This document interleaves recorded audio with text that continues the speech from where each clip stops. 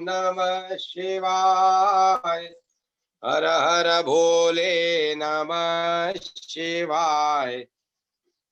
ओम नमः शिवाय। ओम नमः शिवाय। हर हर भोले नमः शिवाय। ओम नमः शिवाय। ओम नमः शिवाय। हर हर भोले नमः शिवाय। ओम नमः शिवाय। ओम नमः शिवाय। हर हर भोले नमः शिवाय। ओम नमः शिवाय। ओम नमः शिवाय। हर हर भोले नमः शिवाय।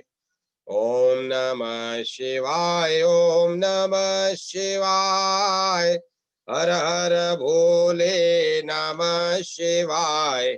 ओम नमः शिवाय। ओम नमः शिवाय। हर हर भोले नमः शिवाय। ओम नमः शिवाय। ओम नमः शिवाय। हर हर भोले नमः शिवाय। ओम नमः शिवाय। ओम नमः शिवाय।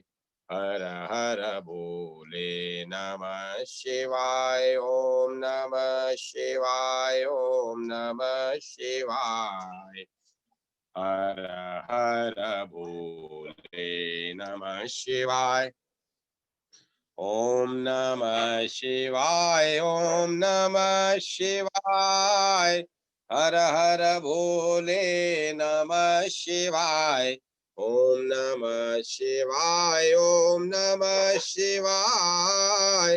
हर हर भोले नमः शिवाय। ओम नमः शिवाय। ओम नमः शिवाय। हर हर भोले नमः शिवाय। ओम नमः शिवाय। ओम नमः शिवाय।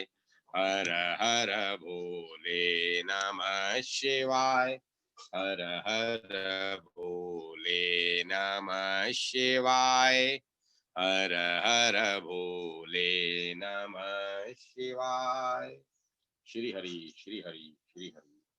भक्त चरितांक। भक्तवर बाबा मनोहर दास जी। बाबा मनोहर दास जी उच्च कोटि के भक्त और महात्मा थे। वे गिरिराज गोवर्धन के सन्निकट गोविंद कुंड पर रहते थे। वे उच्च कोटि के पंडित थे। आज से लगभग 125 साल पहले उन्होंने बंगाल में एक कुलीन ब्राह्मण परिवार में जन्म लिया था। कुछ बड़े होने पर माता पिता ने उनको विवाह के बंधन में जकड़ने का निश्चय किया। एक रात को वे वैराग्य भाव से अनुप्राणित होकर घर से निकल पड़े। बचपन से ही वे संसार और उसके परपंचों के प्रति पूर्ण अनासक्त थे। यात्रा काल में एक विद्वान पंडित से उन्होंने वेदांत और अन्य शास्त्रों का अध्ययन किया। उनकी वृत्ति ब्रह्म चिंतन में लीन हो रहने लगी।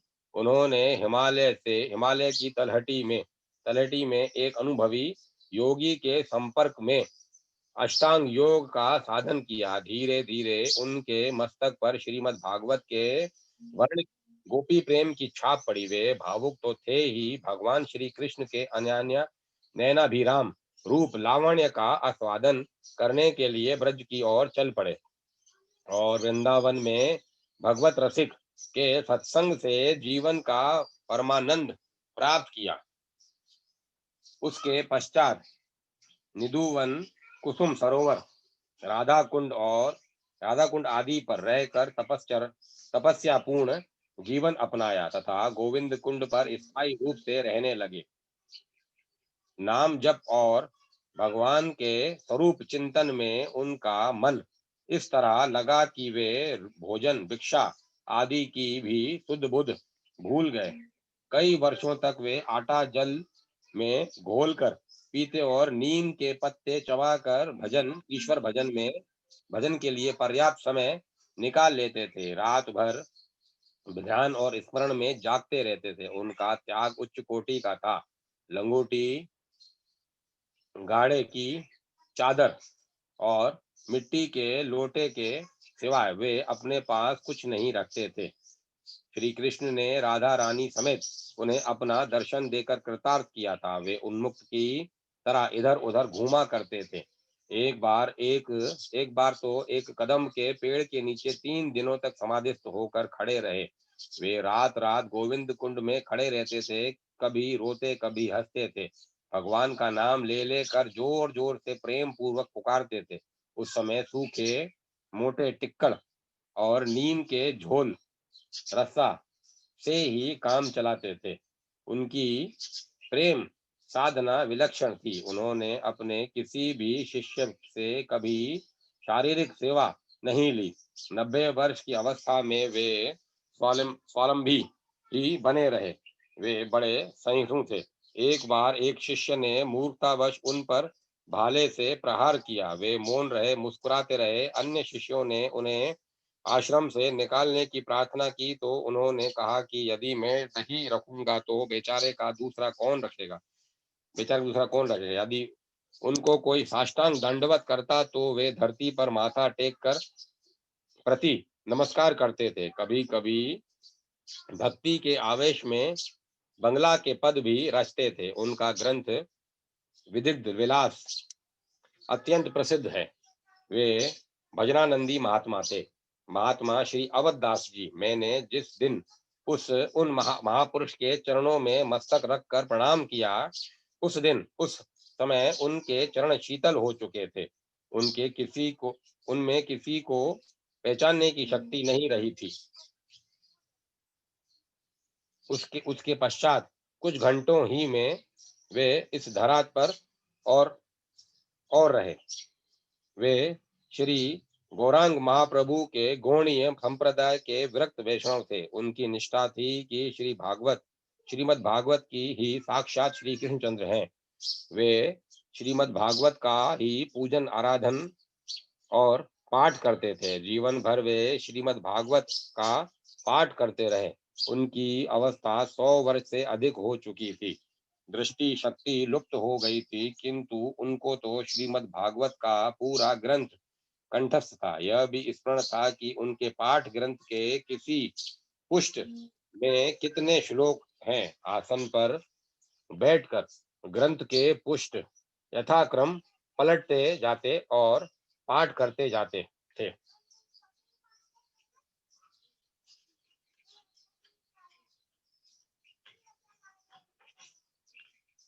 उस दिन जब हम लोग उनके दर्शन करने गए, जाड़ों के दिन थे।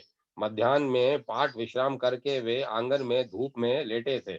उनके एक शिष्य ने उन्हें पुकार कर सूचना दी कि हम लोग तो दर्शन करके चले आए। वे कुछ देर पर उठे और हाथ पैर धोकर आचमन करके पाठ करने अपने आसन पर जा विराजे। हाथ में श्रीमद् भागवत का पन्ना, सामने श्रीमद् भागवत की खुली प्रति। उनका पाठ कब चलते चलते रुक गया, किसी को पता नहीं। नित्य समय पर जब वे न उठे तब शिष्यों ने जाकर उठाना चाहा। आसन पर वे ऐसे बैठे थे जैसे अब भी पाठ करने वाले हों, हाथ में पन्ना लिए, जैसे अब उसके श्लोक बोलेंगे ही। किंतु वे तो जा चुके थे और नित्य धाम में, जहां जाकर फिर कोई लौटता नहीं है।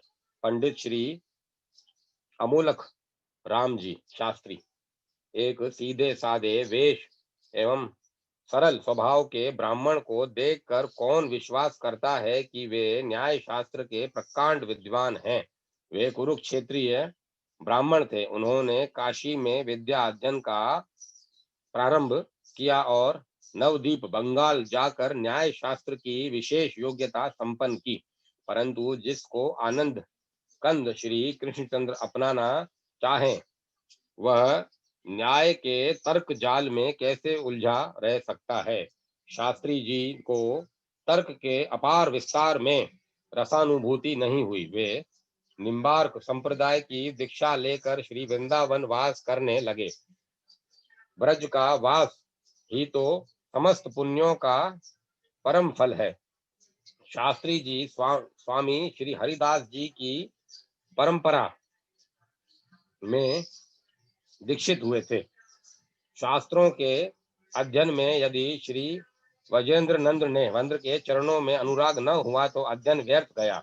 यह बात उनके हृदय में आई और मूर्तिमान हो गई। वृंदावन का वास करके उन्होंने आहार शुद्धि पर ध्यान दिया।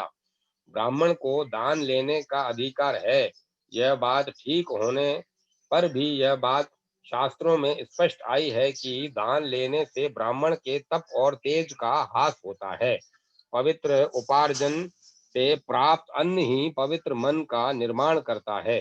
शास्त्री जी ने ब्राह्मण के लिए इस युग में सर्वोत्तम आजीविका शास्त्र अध्यापन समझा और अंत तक अध्यापन करके ही वे जीवन निर्वाह करते रहे। बहुत आग्रह करने पर भी किसी से दान लेना उन्होंने कभी स्वीकार नहीं किया। नित्य श्री बिहारी जी एवं टाटी स्थान के श्री ठाकुर जी के दर्शन करना और भगवान की सेवा पूजा करके प्रसाद ग्रहण करना, यह नियम शास्त्री जी का कभी भंग नहीं हुआ। श्री निम्बार्क संप्रदाय के अनेक ग्रंथों का शास्त्री जी ने प्रणय किया। अनेक विद्वान शास्त्री जी के ग्रंथों को संप्रदाचार्य की कृतियों के समान ही महत्व देते हैं। विद्या के गर्व को छोड़कर सीधा साधा नम्र श्रद्धापूर्ण जीवन ही श्री कृष्ण को प्रसन्न करता है। अपने पूरे जीवन के द्वारा शास्त्री जी ने यही शिक्षा दी। भगवतवाणी जटायु, जिनका मुख कमल मनोहर मुस्कान से खिला रहता है, जो भक्तों के लिए अति सुलभ है, जिनके शरीर की कांति इंद्र नील मणि के समान सुंदर नील वर्ण है तथा जिनके मनोहर नेत्र श्वेत कमल की सी शोभा वाले हैं। महादेव जी के पिता ब्रह्मा जी के भी पिता उन श्री रघुनाथ जी की मैं शरण लेता हूँ। भक्त गवारिया बाबा। अभी 15-16 वर्ष पूर्व की ही बात है। वृंदावन में एक संत रहते थे। गोर वर्ण, लंबा शरीर, पैर तक लटकता ढीला ढाला कुर्ता, शरीर का एक एक रोम तक सफेद हो गया था। उनके शरीर की थोड़ी झुर्रियां रोम और केशों की श्वेतता ही कहती थी कि उनकी अवस्था पर्याप्त अधिक है, परंतु उनके कुर्ते या चोगे का वजन 7-8 सेर से अधिक ही रहता था। उसे पहने वे बच्चों की भांति दौड़ते थे। उनका स्वास्थ्य और शारीरिक बल अच्छे, स्वस्थ, सबल युवक के लिए भी अस्मरणीय ही था। श्री ब्रजराज कुमार में उनकी सख्य निष्ठा थी, अतः वे अपने को गवारिया चरवाहा कहते थे। संसार को भी उनके परिचय के रूप में उनका यह गवारिया बाबा नाम ही प्राप्त था। शास्त्र की आज्ञा है कि गृह त्यागी साधु अपने पूर्वाश्रम का स्मरण न करे। पूछने पर भी घर या घर का नाम न बताए। श्री गवारिया बाबा ने इस आज्ञा का इतनी दृढ़ता से पालन किया कि उनके घनिष्ठ परिचय में रहने वाले भी नहीं जानते थे कि बाबा जी की जन्मभूमि कहाँ थी, उनका घर का नाम क्या था या उनका पूर्व परिचय क्या है। किसी ने पूछा, बाबा आपने किस संप्रदाय में दीक्षा ली? उत्तर मिला, सभी संप्रदाय मेरे ही हैं। वृंदावन आने से पूर्व श्री गवारिया बाबा का महाराज जयपुर श्री माधव सिंह जी, महाराज ग्वालियर श्री माधव राव जी तथा दतिया एवं चरखारी के राजकुल से घनिष्ठ संपर्क रहा। ये नरेश बाबा को अत्यंत सम्मान की दृष्टि से देखते थे और प्रयत्न करते थे कि वे उनके यहाँ अधिक से अधिक रहें। गवारिया बाबा संगीत के कुशल मर्मज्ञ थे। राजमहलों में उनके भीतर जाने का कभी प्रतिबंध नहीं रहा। उनसे राजकुल की महिलाएं अनेक बार संगीत एवं वाद की शिक्षा प्राप्त करती थी। महापुरुषों की प्रवृत्ति को समझना संसारिक लोगों के लिए कभी सरल नहीं रहा।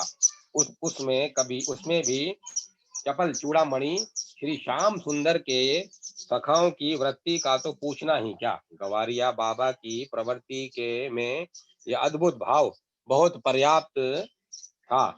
जब वे किसी राजमहल में रहते तब स्वयं महल में झाड़ू लगाया करते। उनके कार्य में बाधा देने का तो कभी कोई साहस करता ही नहीं था। एक बार आपने जयपुर महाराज से आग्रह किया कि मैं जेल में रहूंगा, तू मुझे जेल में रख। महाराज ने एक लोहे के सखीचों का पिंजड़ा जैसा कमरा बनवाया। वह कमरा वह कमरा महल में वह कमरा महल में रहे और उसमें गवारिया बाबा रहकर संतुष्ट हो जाए, ऐसा महाराज चाहते थे। किंतु गवारिया बाबा को तो जेल में रहना था। अंत में महाराज को संत का हठ स्वीकार करना पड़ा। वह पिंजड़ा जेल में रखा गया। बंदियों के वस्त्र पहनाकर गवारिया बाबा जेल में उस पिंजड़े में रहे। उन दिनों वे जेल का सामान्य भोजन ही करते थे और सामान्य बंदियों के समान ही व्यवहार करते थे। वृंदावन आने पर वह पिंजड़ा भी बाबा अपने साथ लिवा लाए थे। जयपुर रहते हुए गवारिया बाबा एक बार कई दिनों तक पूरे दिन भर राजमहल से बाहर रहते थे।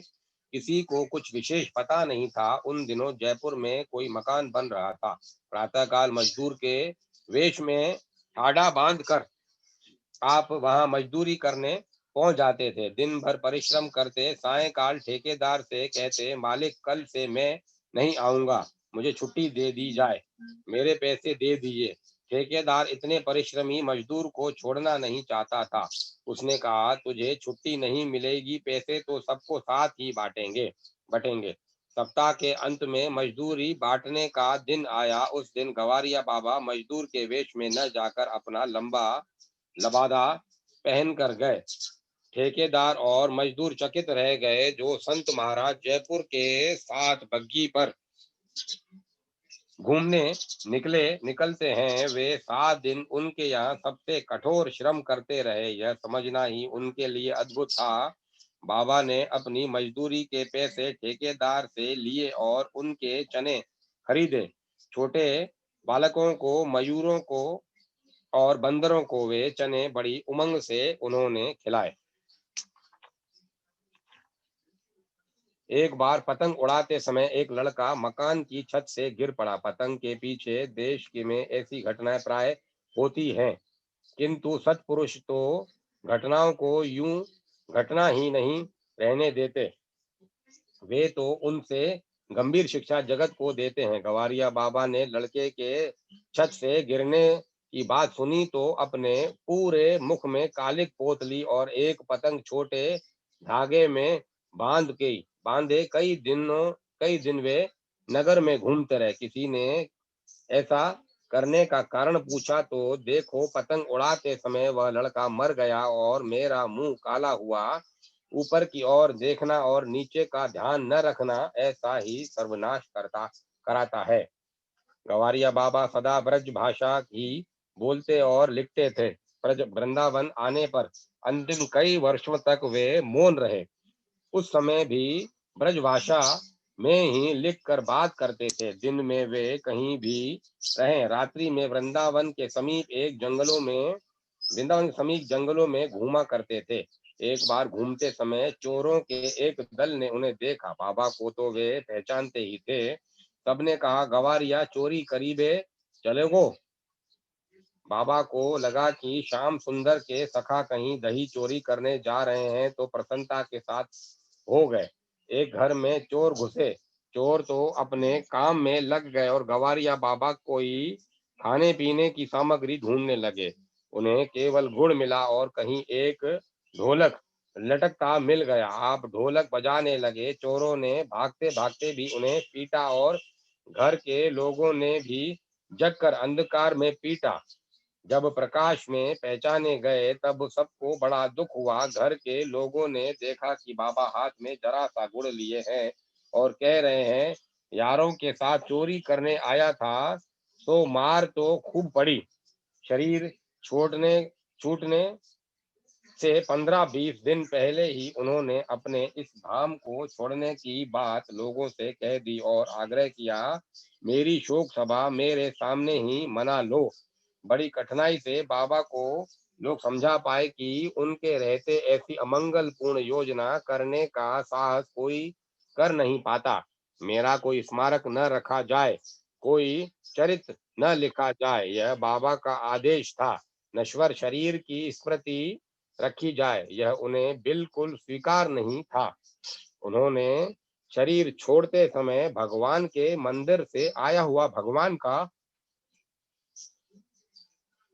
चरणामृत तथा संतों का चरणामृत लेने के लिए ही मुख खोला। उस समय उनके शरीर को शिथिल देखकर कुछ लोगों ने औषध देना चाहा, पर औषध के लिए बाबा ने मुख खोला ही नहीं। जैसी गवारिया बाबा की इच्छा थी, उनका शरीर वृंदावन के प्रमुख मंदिरों के सामने से होकर निकला निकाला गया। मंदिरों से उस नित्य सखा की देह के सत्कार के लिए माला, चंदन आदि प्रसाद आया। इस प्रकार सभी प्रमुख मंदिरों का प्रसाद लेकर वह देह वंशी वट के समीप श्री यमुना जी की गोद में विसर्जन कर दिया गया। सबसे आश्चर्य की बात यह रही कि वृंदावन के एक बंगाली डॉक्टर कहीं बाहर गए थे।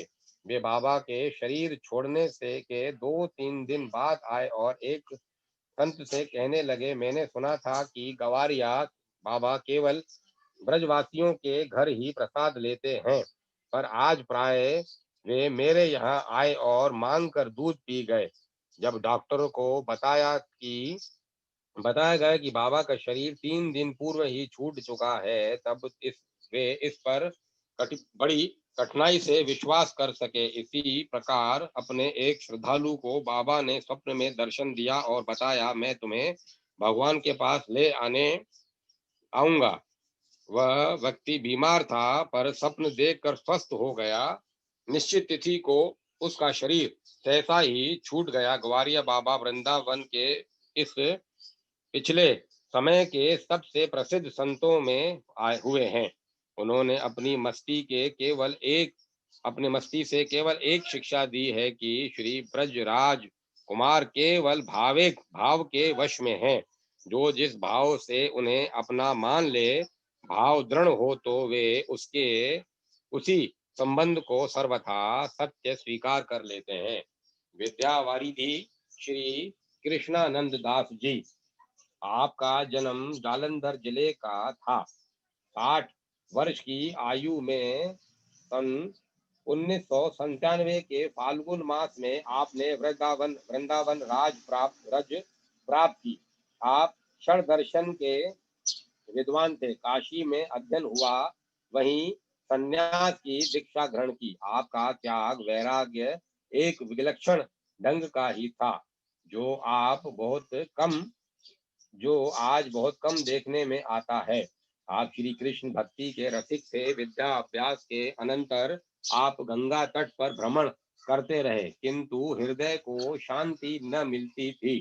तत्कालीन महात्मा श्री अच्युत मुनि जी ने आपको ब्रजमंडल का रास्ता बताया। ब्रज में आकर आपने 4-4, 6-6 दिन के सूखे मधुकरी के टुकड़े खा खा कर भगवत अध्ययन और प्राचीन लीला ग्रंथों का स्वाध्याय किया। पश्चात आपने नवद्वीप के माधव कुंडीय आचार्य वंश में वैष्णवी दीक्षा ग्रहण की और सखा भाव का आश्रय ग्रहण किया। प्राय आप गवारिया बाबा का सत्संग करते थे। ब्रज में रहते आपकी विचित्र दशा थी। एक साथी एक लंगोटी कर पात्र भिक्षा, सप्ताह में एक दिन एक वृक्ष के नीचे, एक दिन मौन व्रत, स्त्री अदर्शन आदि बड़े कड़े नियम थे। आप नाम व्रती पक्के थे।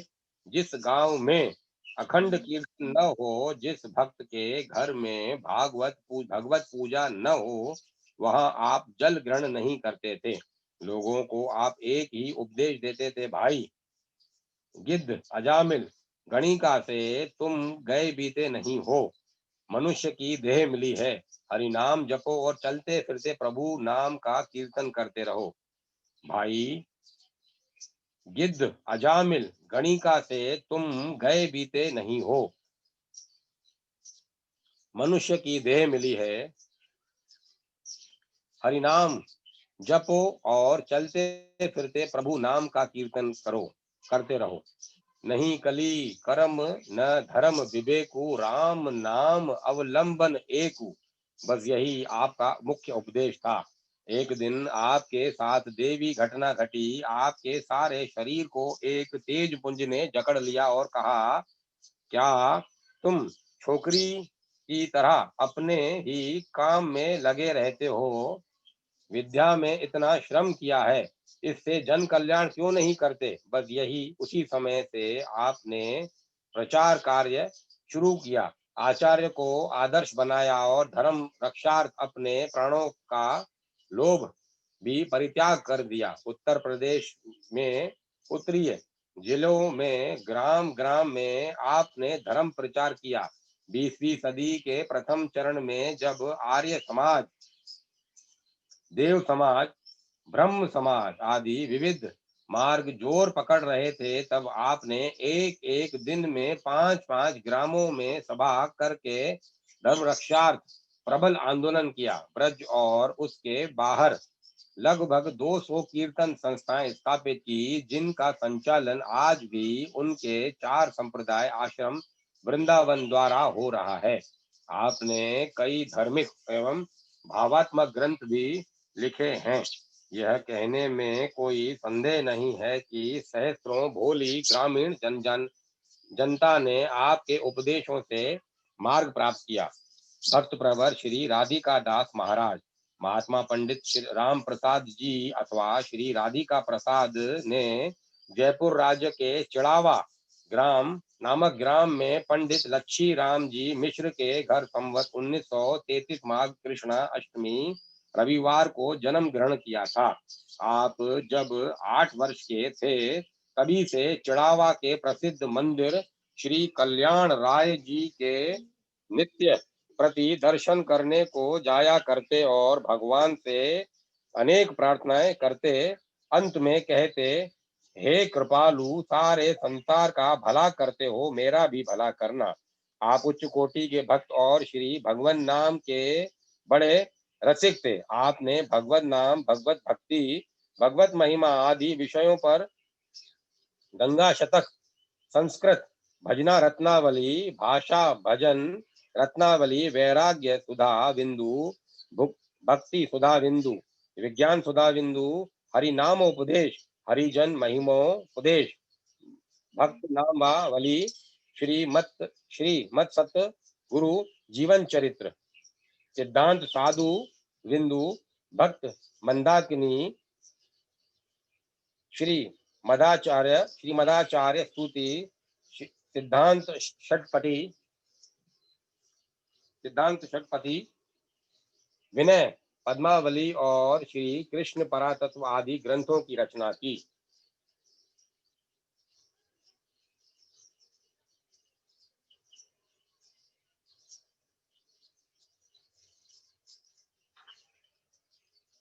इन पुस्तकों के मनन करने से जीव का कल्याण हो सकता है। इन्हीं की कृपा से कसरिया संस्कृत पाठशाला चिड़ावा में संध्या को हरिनाम संकीर्तन हुआ करता है। आप श्री निम्बार्क संप्रदाय के परम वैष्णव थे।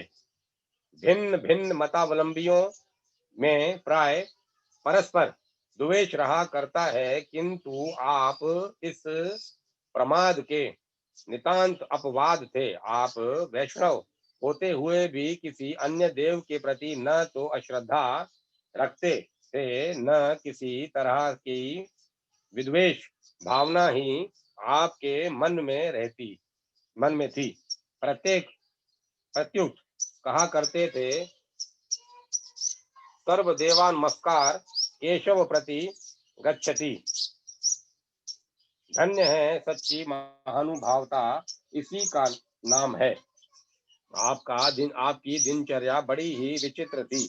आप रात्रि के लगभग 3 बजे, कभी कभी 2 बजे ही उठ जाते थे और लघु शंका आदि से निवृत्त हो हाथ पैर धोकर भजन करने बैठ जाते थे। बाद में करीब 10 बजे भजन से उठकर शौचादि नित्य कर्म से निवृत्त होकर फिर भजन में बैठ जाते थे। इधर एक विद्यार्थी आपके नित्य कर्मों से निवृत्त होने के पहले ही लगभग दिन के 3 बजे श्री गोपाल जी का प्रसाद तैयार कर लिया करता था। तब आप अपना मौन तोड़ते थे और प्रसाद पाते थे। भजन समय में यदि कोई विशेष कार्य होता था तो लिखकर या संस्कृत भाषा में बोलकर संपादन करते थे। आप नित्य 1 लाख हरि नाम के जप करने का संकल्प करते थे।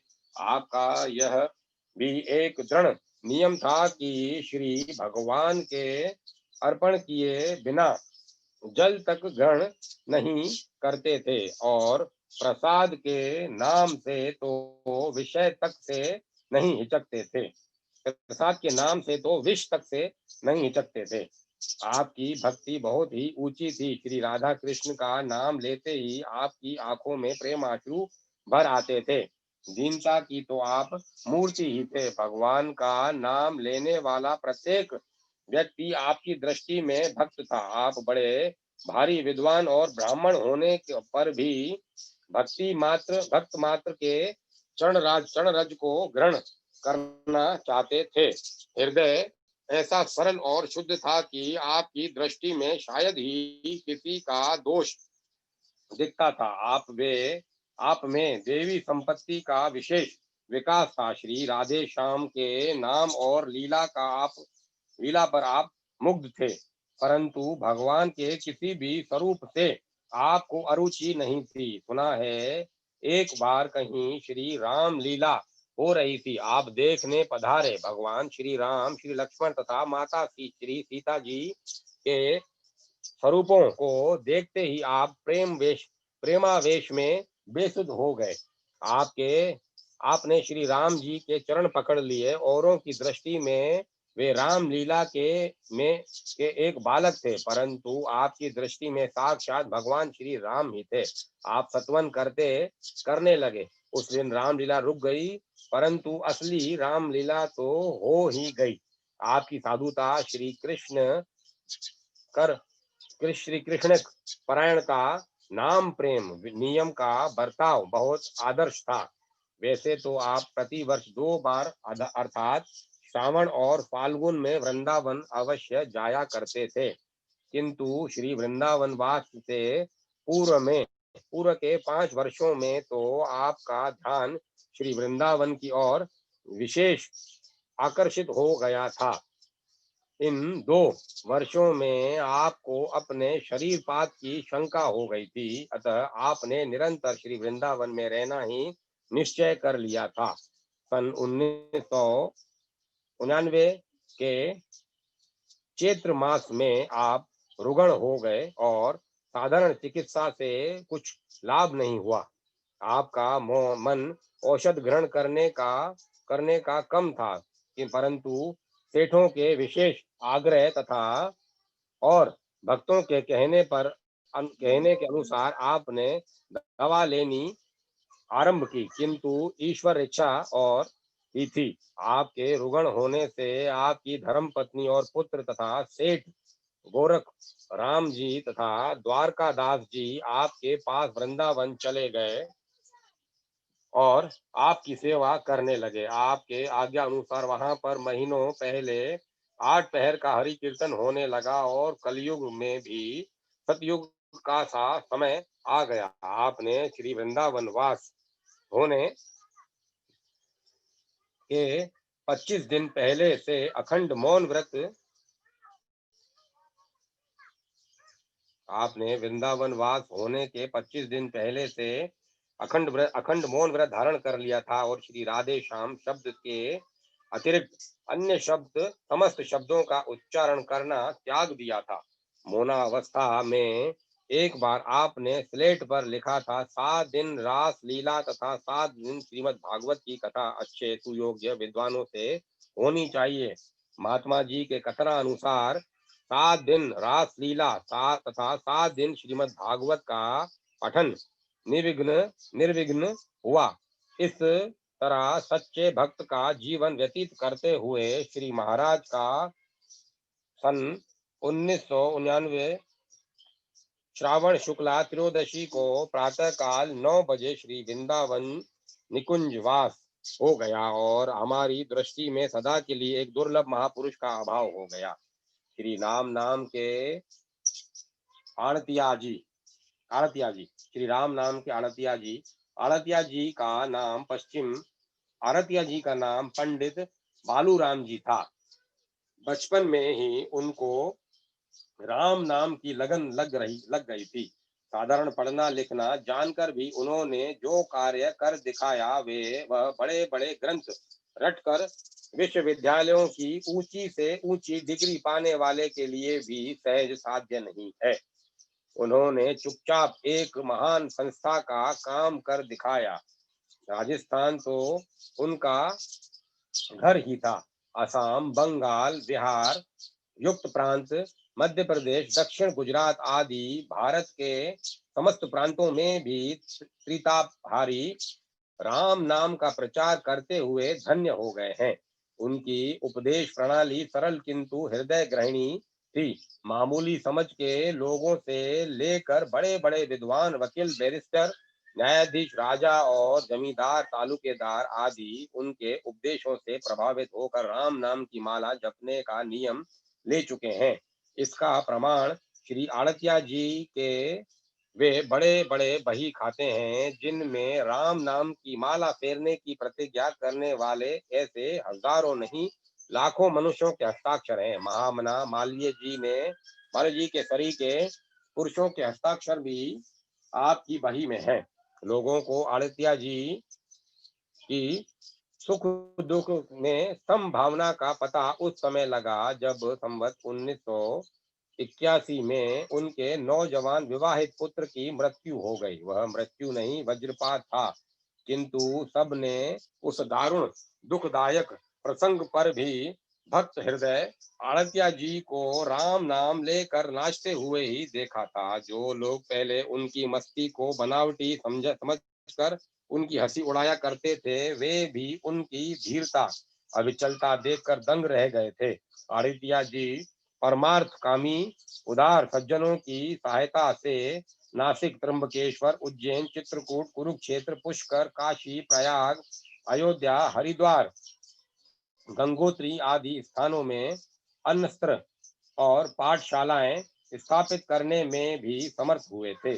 लक्ष्मण गढ़ थानी की संस्कृत हिंदी पाठशाला भी उन्हीं का स्मृति चिन्ह है और लक्ष्मणगढ़ में फतेहपुर जाने वाले मार्ग पर प्राय 2 मील तक की लंबी पंक्तिबद्ध वृक्षावली तो उनकी कीर्ति कथा कहने के लिए चिरकाल तक विद्यमान रहेगी ही।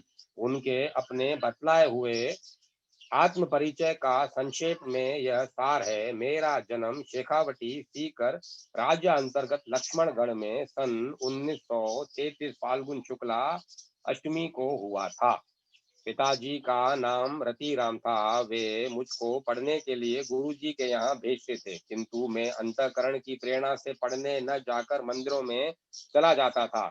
एक जगह मैंने प्रहलाद जी की कथा सुनी, वह मुझे बड़ी प्यारी लगी और पढ़ने की ओर से अभिरुचि हटकर राम नाम के महात्म्य में ही मेरा ध्यान जम गया। पिताजी ने मुझे पढ़ाने की बड़ी कोशिश की, किंतु साधारण पढ़ने लिखने और मामूली हिसाब किताब सीख लेने के अतिरिक्त मेरी पढ़ाई आगे न बढ़ सकी।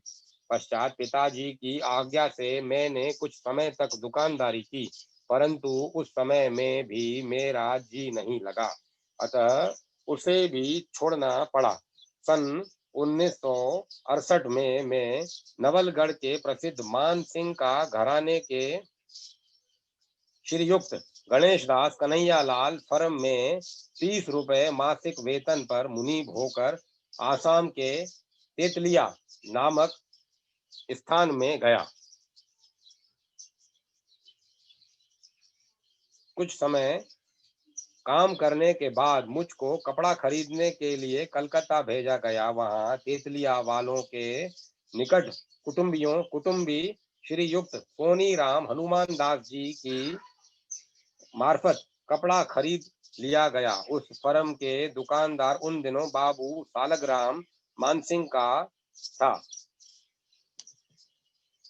उन्होंने कपड़ा खरीदने के दूसरे दिन मुझसे कपड़े की गांठ बंधवाने के लिए कहा। उनकी आज्ञा सुनकर मेरे मन में सहसा यह विचार उठा कि नौकरी भी की जाए तो श्री भगवान की ही भगवान की भक्ति करते हुए दूसरे की नौकरी करने से क्या लाभ है। बस उसी क्षण मेरे चित्त की अवस्था बदल गई। सालग्राम बाबूजी ने जब कई बार मुझसे कपड़े की गांठ बंधवाने के लिए कहा, तब मैंने उनसे साफ साफ कह दिया कि मुझे कपड़े की गांठों से मतलब नहीं है, आप ही बंधवाइए और तितलियां भेज दीजिए। इस पर जब उन्होंने मुझसे फिर आश्चर्य पूछा कि तुम क्या काम करोगे, तब मैंने कहा कि मैं तो राम नाम जपूंगा, घूमूंगा और मौज करूंगा। निदान सालग्राम जी ने ही कपड़े की गांठ बंधवाई और तितलियां भेजी। मैं 15-20 दिनों तक कलकत्ता में ही रहकर राम नाम की माला जपता रहा। तदंतर तितलिया से कन्हैया लाल जी की चिट्ठी मेरे पास आई, जिसमें उन्होंने बड़े आग्रह से वहां बुलवाया था। मैं चिट्ठी पाकर तेतलिया गया, परंतु जब उन्होंने भी मुझसे दुकान पर खरीदारों को कपड़ा दिखाने देने आदि का काम सौंपना चाहा, तब मैंने उनसे भी कह दिया कि भैया कपड़ा लेन देन का अपना काम तुम ही करो। इस प्रकार मेरे द्वारा इनकार करने पर भी कन्हैया लाल जी ने मुझको 14 महीनों तक अपने यहाँ रखा था, जो उनकी बड़ी भारी सज्जनता और उदारता थी। तेतलिया से ही मैंने लोगों को चिट्ठियां देनी आरंभ करके राम नाम की आड़त का कारोबार जारी कर दिया था। अब मैं प्राय समस्त भारत को अपना कार्य क्षेत्र बनाकर भ्रमण करता हुआ अपनी राम नाम की आड़त का विस्तार करता हूँ। करने वाले तो भगवान हैं, मैं केवल निमित्त मात्र हूँ। राम नाम के जप द्वारा लोगों को प्रभु का स्मरण बना रहे, यही मेरा मतलब है। वे कहते हैं, ऐसी गली में पूत है, उसी गली में पूत है, उसी गली में मूत, राम भजे तो पूत है नहीं, मूत का मूत। संत गंगानाथ जी महाराज। संत गंगानाथ जी का जन्म बीकानेर राज्य के अंतर्गत उदरा उदरामसर उदरामसर ग्राम में एक राजपूत कुल में हुआ था। वे बड़े विनम्र, क्षमाशील और पूर्ण रूप से भगवत परायण थे। प्राणी मात्र के प्रति दया भाव रखना तो उनका जन्मजात और सहज स्वभाव ही था। उनका त्याग अत्यंत सराहनीय था। वे रुपए पैसे से तो सदा दूर ही रहते थे। उन्होंने भरो भरोसर ग्राम में नित्य प्रति कबूतरों के लिए 10-11 शेर चने चुनी देने की व्यवस्था की थी। आज तक उनके आदेश का पूर्वत पालन होता चला आ रहा है। सन्यासी वेश अपना कर भी उन्होंने एक सीधे साधे भक्त की तरह सदा भगवत प्रतिमा का श्रद्धा पूर्वक बड़ी भक्ति से पूजन किया। उन्हें भजन के सामने खान पान की तनिक भी चिंता नहीं रहती थी। वे भजनानंदी महात्मा थे। नाम जप का उन्हें बड़ा सुंदर अभ्यास था। सोते समय भी उनका जप का अभ्यास अनवरत चलता रहता था। उन्होंने संवत 1999 ईस्वी में बरोसर ग्राम में इस जीवन की यात्रा समाप्त की। उनकी कुटी में उनकी समाधि बनी हुई है। रसिक भक्त प्रेम गोपी जी की उपासना गोपी भाव की थी। वे उच्च कोटि के रसिक थे। राजस्थान के भक्ति क्षेत्र में उनका नाम चिरस्मरणीय है। उनका जन्म जोधपुर के एक प्रतिष्ठित ब्राह्मण कुल में हुआ था। उनका पहला नाम सुरेश चंद्र था। उनकी अभिरुचि विशेषतया भक्ति और वैराग्य में थी। घर वालों ने उनको विवाह बंधन में फंसाकर घर में ही रखना चाहा, पर वे इस प्रयत्न से में सर्वथा निष्फल रहे। प्रेम गोपी जी नित्य नए पद की रचना करके भगवान श्री कृष्ण के चरणों में समर्पित किया करते थे। केवल श्री कृष्ण जिया पर ही उन्होंने 1300 पदों की रचना की थी। उनके जीवन का अधिकांश समय सखी वेश में ही बीता। उनके पदों में निर्गुण तथा सगुण उपासना का अत्यंत मधुर सम्मिश्रण हुआ है। संयोग और वियोग दोनों तरह के भावों का समीचीन समन्वय पाया जाता है। उन्होंने अभी हाल ही में शरीर त्याग किया है। जोधपुर, बड़ौदा आदि स्थानों में उनके बहुत से अनुयायी हैं। श्री रामकृष्ण परमहंस।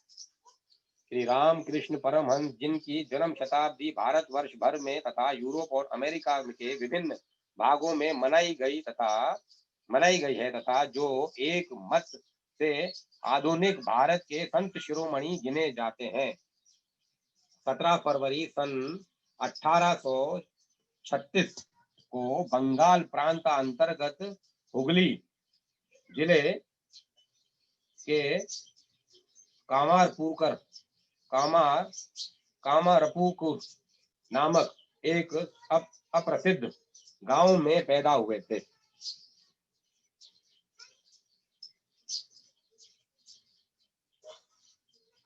उनका घर का नाम गदाधर चट्टोपाध्याय था और उनके माता पिता बड़े ईश्वर प्रेमी, धार्मिक और उच्च आध्यात्मिक आदर्शों से संपन्न सनातनी ब्राह्मण थे।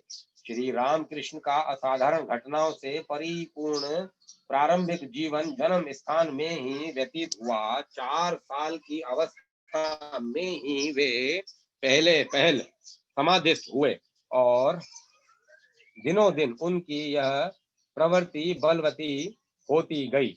पुस्तक की विद्या से अरुचि होने के कारण ग्रामीण प्राइमरी पाठशाला से उनकी शिक्षा समाप्त हो गई, परंतु अपने अनुकरणीय चरित्र, कला निपुणता, मधुर सुरीले स्वर, अपूर्व आनंदमय अनुभव, अलौकिक व्यक्तित्व, असाधारण बुद्धि तथा सभी जातियों और संप्रदाय के लोगों से निष्काम प्रेम के कारण वे आसपास के समस्त ग्राम निवासियों की प्रशंसा तथा भक्ति के पात्र हो गए।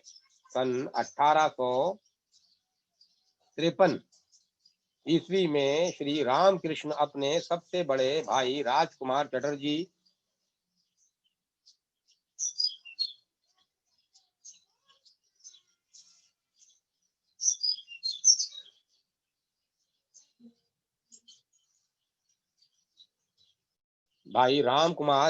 के साथ कलकत्ते आए और सन 1856 ईस्वी में जब रानी रासमणी ने इनके बड़े भाई को कलकत्ते के निकटवर्ती दक्षिणेश्वर मंदिर का प्रधान पुजारी नियुक्त किया, तब ये उनके सहायक बन गए।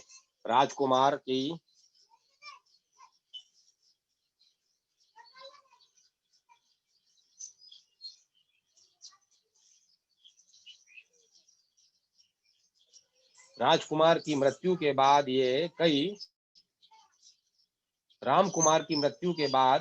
ये कई महीनों वहीं बड़े भाई के स्थान पर रहे। इसी समय उनकी हिंदू धर्म में विभिन्न अंगों की साधना आरंभ हुई, जो 12 वर्ष तक चलती रही।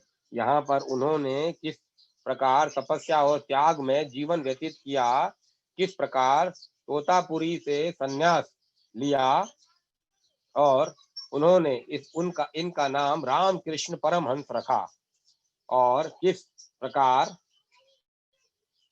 इन्होंने तांत्रिक साधना तथा ख्रिस्त और इस्लाम धर्म के अनुसार उन धर्मों के अनुयायियों की भांति उपासना की, इन सब बातों का वर्णन स्थाना भाव के कारण नहीं हो सकता। बचपन से ही श्री रामकृष्ण गंदी सांप्रदायिकता तथा संकुचित भावों के विरोधी थे, किंतु साथ ही उन्होंने यह भी बताया कि सभी संप्रदाय और मतांतर सच्चे जिज्ञासुओं को समस्त धर्मों के सर्वसम्मत लक्ष्य तक पहुंचाने के लिए भिन्न भिन्न रास्ते हैं।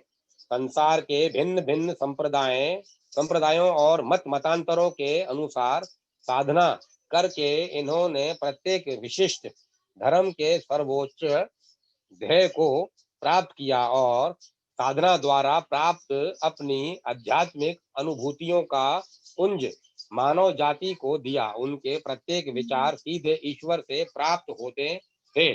उनमें मानवीय बुद्धि, संस्कार अथवा पांडित्य की करामतों का सम्मिश्रण नहीं था। जन्म से लेकर मृत्यु पर्यंत उनका प्रत्येक कार्य असाधारण था।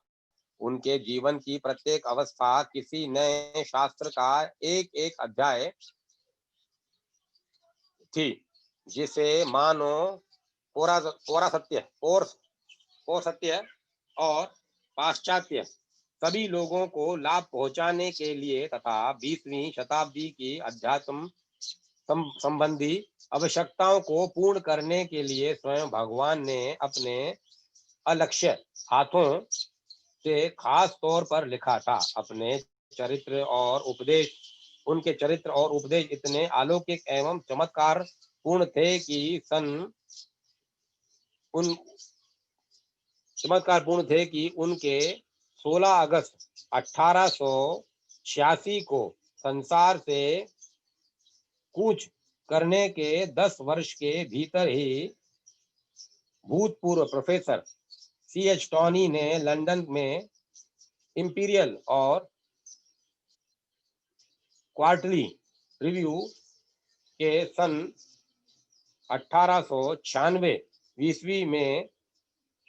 ईस्वी के जनवरी के अंक में एक आधुनिक हिंदू संत श्री रामकृष्ण शीर्षक लेख छपवाया था। दिवंगत प्रोफेसर मैक्स मूलर ने भी सन 1896 ईस्वी के 19th सेंचुरी 19वीं शताब्दी नाम की अंग्रेजी पत्रिका के अगस्त अंक में ए रियल महात्मा, एक वास्तविक महात्मा, इस शीर्षक से महात्मा रामकृष्ण के जीवन का संक्षिप्त परिचय लिखा और बाद में Ramakrishna his life and sayings, Ramakrishna उनके चरित्र और उपदेश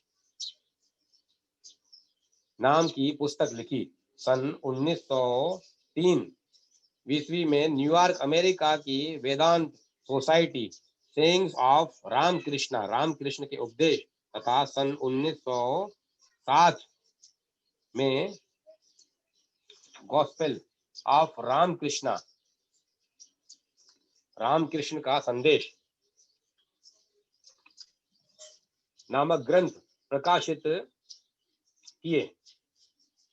इस संदेश का बाद में यूरोप की स्पेनिश, पुर्तगीज, डेनिश,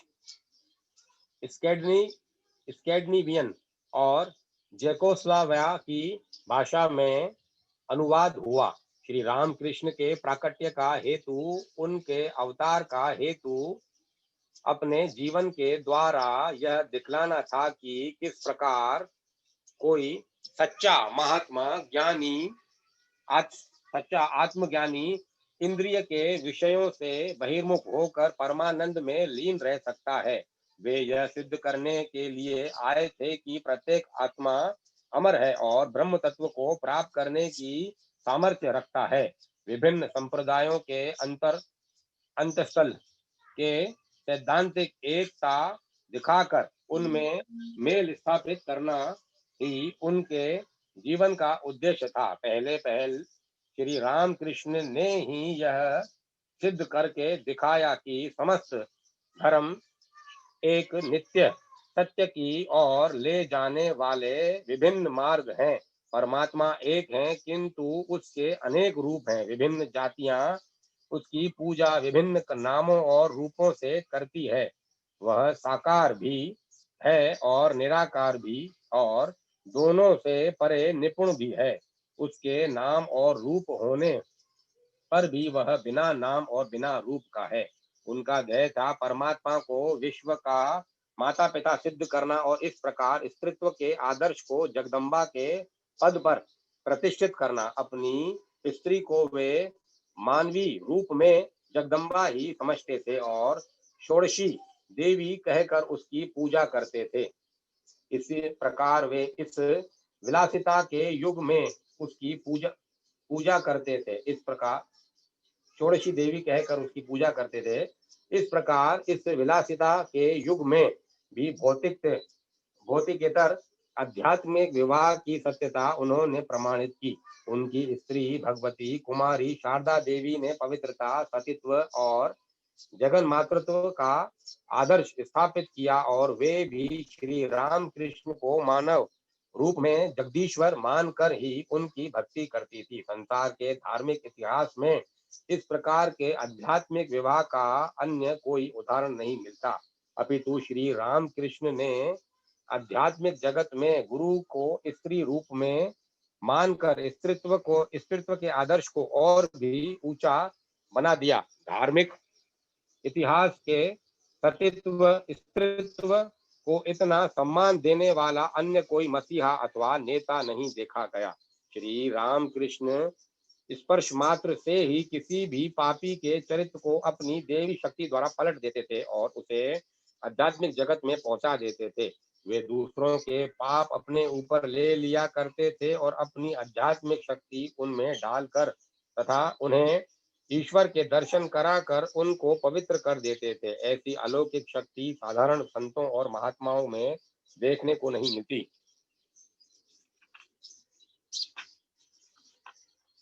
अब मैं कथा को यहीं विराम देता हूँ। कल से पढ़ेंगे भक्त डॉक्टर दुर्गाचरण जी। अब एक काम करो हितेश, समय का जो अपने नियम बनाया हुआ है ना, मैं 1 घंटा चला सकता हूँ। अब ये कथा मैं समाप्त कर रहा हूँ।